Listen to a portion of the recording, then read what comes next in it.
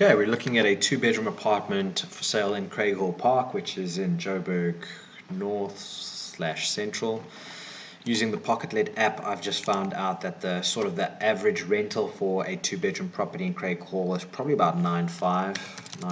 So I'm going to times that by 12 to get an annual view. So roughly your annual rental for an average two-bedroom in CRAIGHALL will probably be about 110,000, 114. I've also looked at the average purchase price, which is about 1.4 million. So if you take 114 divided by times by 100, you're looking at an 8%, 8.14% gross yield, which is quite low. Anything under 15 is likely going to be negative cash flow. But when you're looking at these areas, you also have a bit of capital appreciation that you can participate in. Remember that capital appreciation is speculating at best. So if you're running the numbers just purely on the hope that it will appreciate, you just have to understand that you are taking a risk, because no one really knows where the market is going to go or whether that is actually going to be the case or not. So I'm going to open up the app here and we're going to analyze a live deal as an example together. I found this two-bedroom one, which is going for 1.5, which is, in my opinion, pretty average. Very nice finishings. This is clean. This is well done. It's probably recently renovated. That kitchen looks lovely. This is the kind of house that most young couples, me as a 30-year-old, I would love to live in a place like this, close to work, in a secure estate. It's ideal. But the question isn't, do I want to buy a house that I want to live in? It's, do I want to buy an investment property where I'm making a positive cash flow? And in that instance, this deal probably won't be that. But let's have a look. Okay, so I'm going to use the purchase price of 1.4 million. In these kind of areas, to get a big discount is nearly impossible. You're probably working on a 5% discount. The rental, I'm going to use the assessment or the assumption here of 9.5. Okay. Then run to the buying costs. I can click this button. It takes me to Uber to determine what my transfer and bond registration costs would be. So let's just see here. Natural person. 76. Okay, so that's going to be my buying cost. I'm just going to up it to 80,000. There won't be refurbs or other costs. It's all in good condition.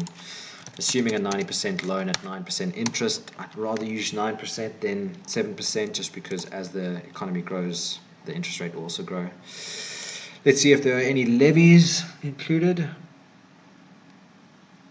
Levies of 2,600 and then rates of 877. Okay, so 27 and 880. Voids, I'm going to only use a 2% because you're probably going to have a good tenant for a long time. Management of 8% and maintenance of 5%. So your cash flow here is minus 7,000. So yeah, on a monthly basis, this is a liability. You're losing money.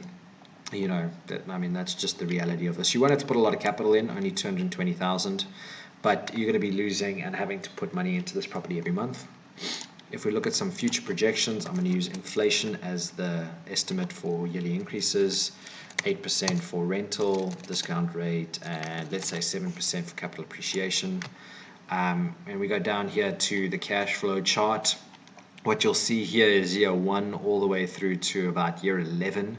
It's going to be negative cash flow. So for pretty much 11 years, if you were to rent this out, you would be losing money. If you're going to live here, that would be for me the justification to buy this property, is if I wanted to live there. If I'm going to pay rent or if I'm going to pay a bond, I'd rather pay a bond and become a landlord. But from a purely investment perspective and looking at this as renting this out to the market, it's going to take you 11 years just to get to pretty much a cash flow neutral position. From the 12th year you start to break even, and slowly you can obviously get access to a bit of positive cash flow. You might want to do a projection as to what you think the capital appreciation might be, and maybe you buy it now for 1.5 and in 5-10 years time you sell it for 2 million, 2.5. I don't want to say that that's guaranteed. I think capital appreciation is always speculative in nature. So, for me, that's why I focus on high yielding, high cash flow, positive properties, because, from day one, I'm making money and I don't have to worry about whether the market goes up or down in order to make this investment work.